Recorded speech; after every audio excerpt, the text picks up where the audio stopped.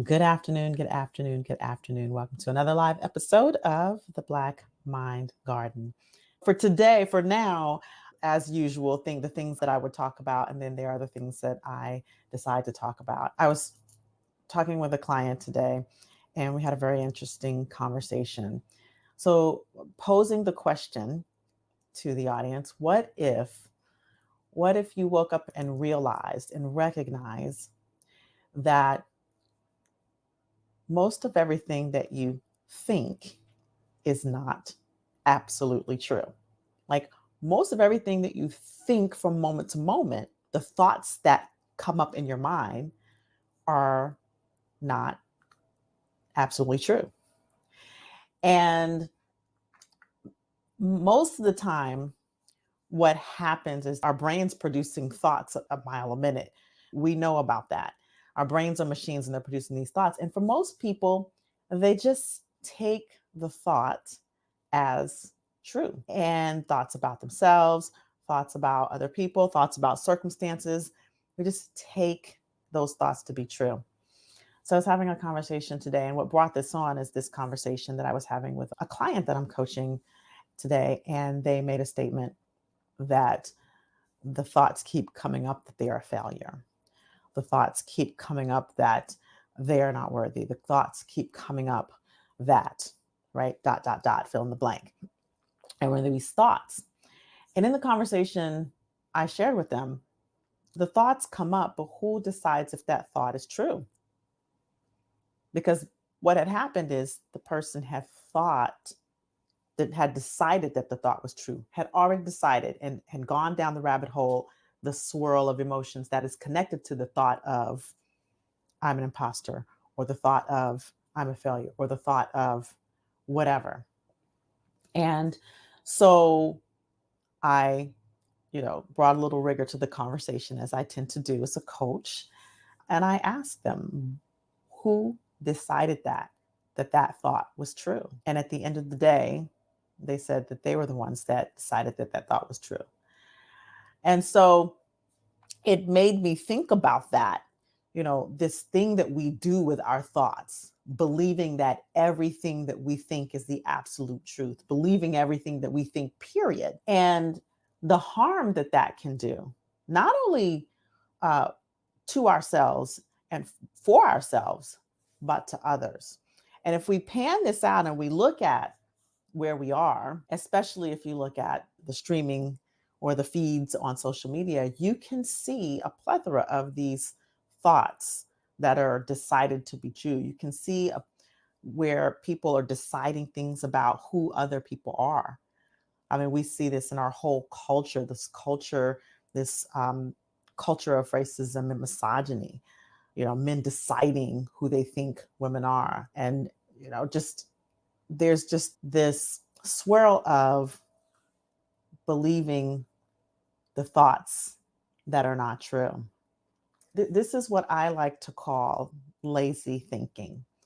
Because when you don't examine your thoughts, and I'm not speaking about, when I talk about examining the thoughts, I'm not talking about doubting yourself. But what I'm talking about is really looking at and examining the thoughts that are coming to your mind, especially when those thoughts influence others. Every thought that we have typically influences behavior. So I say that the listening, it drives the thought, and the thought drives the communication or the behavior. And so when we think about that, our thoughts are always influencing others. And so we need to start to look at, well, every thought that comes into our mind, is that really true? Is that really true?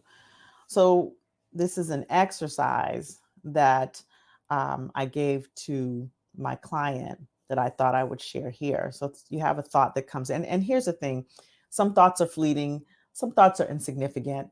Those are the thoughts that we don't worry about. But when we start to get those thoughts that are really strong, and how do we know that the thought is strong? Because it lands in our body in a particular way. Now, I think over the last few weeks, over the last few episodes, I've been talking about connecting with our body a bit more. And so when the thought begins to land in our body and it creates a strong emotion, which pushes us to a behavior, when the thought comes, before we are pulled to that behavior, there's an opportunity to interrupt. We call it pattern interrupting. There's an opportunity to interrupt oneself and to ask oneself, is that thought really true? So, as an example, I was talking to a friend of mine, and we were speaking about a conversation that she was to have with her mother about a particular business decision. And in the conversation, there was an active resistance to wanting to have that conversation because what was present for her was this physiological reaction that was connected to the thought of how her mother was going to respond or react. So she had already in her mind a picture and a thought and a picture, I should say, of how her mother was going to react or respond. And there was a discomfort there. And the question is, how do you know that that is true? How do you know that's actually going to happen? Now, she could have based that thought or that decision that she made about what was going to happen in the future on the past.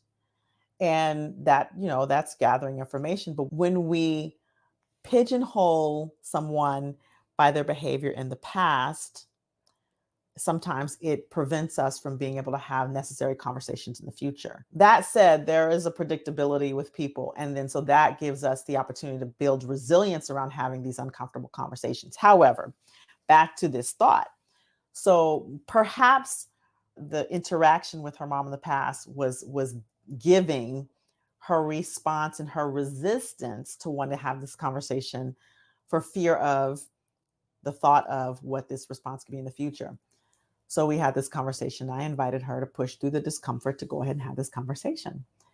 The next day, she called me up, and she had this conversation, which she thought was going to create resistance and tension. She said what she needed to say to her mom, and her mom just said, "Okay."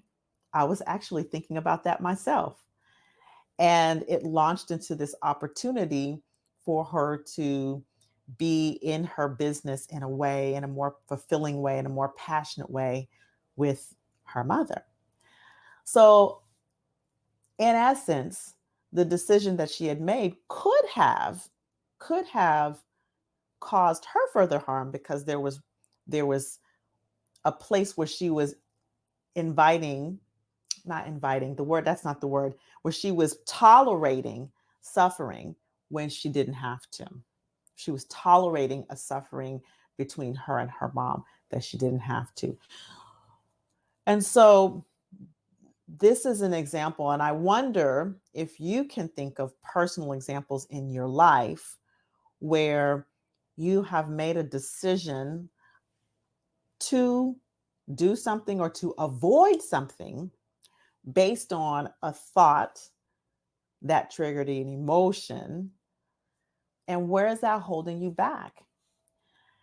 Have you held back on interacting with people, on befriending people, on having conversations with people and getting to know them because you've already made a decision based on some thoughts in your mind, some beliefs that you have? And where is that holding you back from connecting with others? Are you giving feedback to a person, biased feedback based on not just your thought, your past thoughts, but someone else's thoughts? So when we talk about believing everything that we think, sometimes it's a collective thinking. We think about it in terms of organizations. I had the experience of being amongst people where I was to interact with a certain person in a coaching capacity, and everyone already had an opinion about how this person was going to respond, or how this person was going to do, or how this person, whether this person would or would not be effective in the coaching process. And for me, what the exercise was to hear what they were saying and not make a decision about the other person's thought and allow that to impact my behavior with my client. And so these are the things that we need to be thinking about on a day to day, in every thought, with every belief. How did you even come to believe what you believe about yourself? Now, sometimes it's other people's voice, but we have the choice when someone imparts their opinion about what we're doing, who we're being, what we're thinking. We have the choice to accept or reject that belief or that thought expressed, right? Because basically when people are communicating, that's their thoughts or their belief expressed. And so we get to ask, is that really true what they said about us, or what they said about that other person, or what they said about those people, or what they said about that situation? Is it really true? We have to examine that with every thought. We need to examine that with every belief. And we can even challenge those in our social circles, in our professional circles, and ask them, well, how do you know that to be true? Who said that? Because at the end of the day, most of our beliefs are made up. They're made up. And then societies hold these collective beliefs. They make up these beliefs. They hold these collective beliefs that then often perpetuate oppressive systems that harm others. So then we need to begin to look at, how do we dismantle those? But it's really one by one. I'm guilty of this as well. Oftentimes, especially for people who are conflict averse, oftentimes we will make up a worse belief or a worse outcome than what is actually in the space. We will create, and sometimes we will create the outcome that we fear, because if our beliefs drive our reactions and drive our behaviors, then we interact and we communicate in ways that could perpetuate that very thing to happen. And we don't often think about that. My question to you today is, what are you believing about yourself? Let's start with self first. What are you believing about yourself that you have made up? What are you believing about yourself that you could question?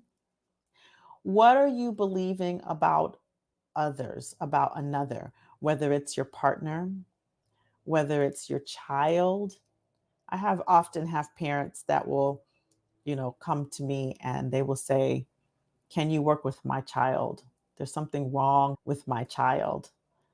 And the first thing I do is I look at them and say, "Well, who said that there's something wrong with your child? Who said that?" Right? So we have to really look at the source of these thoughts and beliefs. The question is, what is it that you are making up about others that could not be true?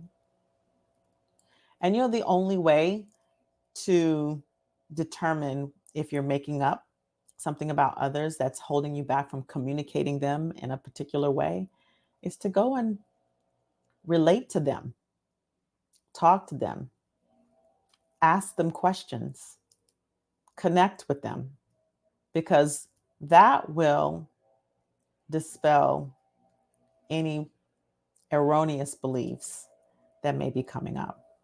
This is the exercise that I invite you to do. Question your beliefs, question your thoughts by asking yourself, is this really true? How do I know it's true? Who told me it was true? How reliable is the source really? How reliable is the source that has told me that it's true?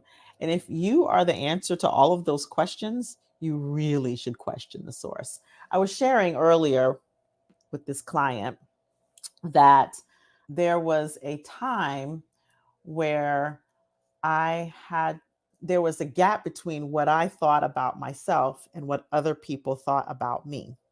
In my early years, I never really used to care about what people thought about me. I only cared about what I thought about myself, which I think was useful in growing up, because growing up in a part of the country and in a system where people are constantly telling you what you cannot do when you believe only what you think you can do and you think you could do more than what everybody else is saying you could do, it makes you successful.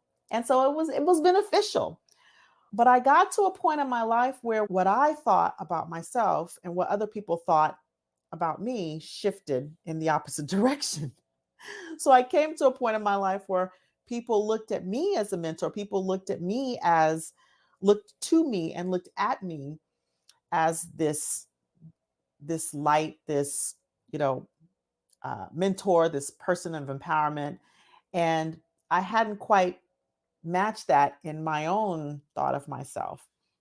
And so I had to begin to practice listening to what the community was saying, such that, because what it was holding me back in a lot of my actions, a lot of my capacity to teach at a higher level, to advise at a higher level, to consult at a higher level, and to step into my own areas of expertise and impact more people.